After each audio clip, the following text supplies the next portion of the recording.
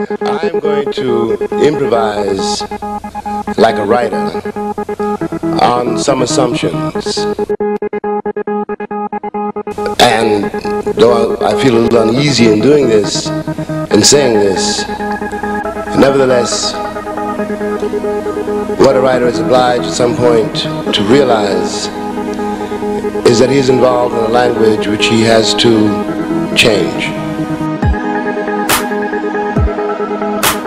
For example, for a black writer, especially in this country, to be born into the English language is to realize that the assumptions of the language, the assumptions on which the language operates, are his enemy.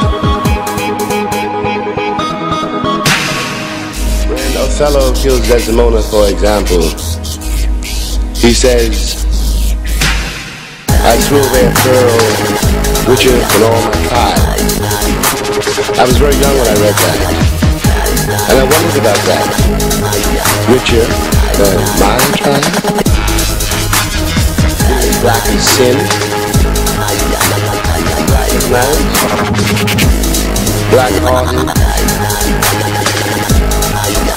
And in order, this is another story which I won't go into, in order to deal with that, really, to deal with that, at a certain time in my life, when I was not in this country, but in France, where I could not speak to anybody because I spoke no French, but no one wanted to speak to me, I dropped into a silence in which I heard, for the first time, really heard and began to be able to try to deal with the beat of the language of the people who had produced me.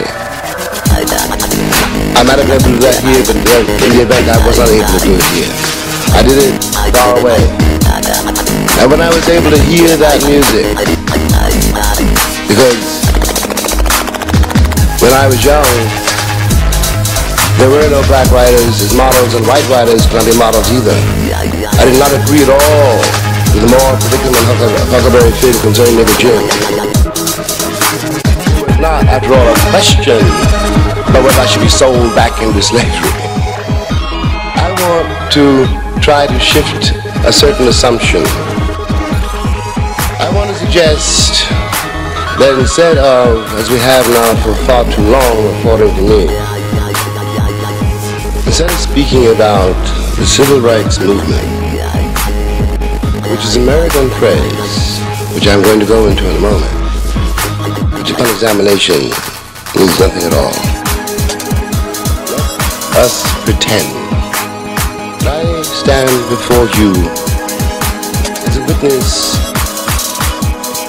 and let us pretend that everyone under the sound of my voice is in the same condition.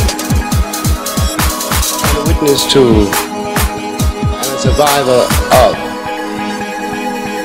the latest slave rebellion. I put it that way because Malcolm X and I met many years ago when Malcolm was doing a debate with a very young sit-in student,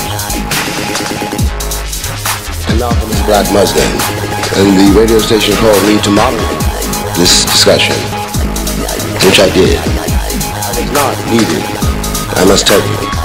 Malcolm was one of the most beautiful, one of the most gentle men I met in all my life. If you are a citizen, why do you have to fight for your civil rights? If you're fighting for your civil rights, that means you're not a citizen. And in fact, the legality of this country, and I won't further investigate the word legality, has never had anything to do with its former slave. We are still governed by the slave codes. When I say a slave rebellion, I mean that what is called the civil rights movement was really insurrection. It was co-opted. Now the late J. Edgar Hoover and many other people knew during those years, and only a fraction fraction of what we knew.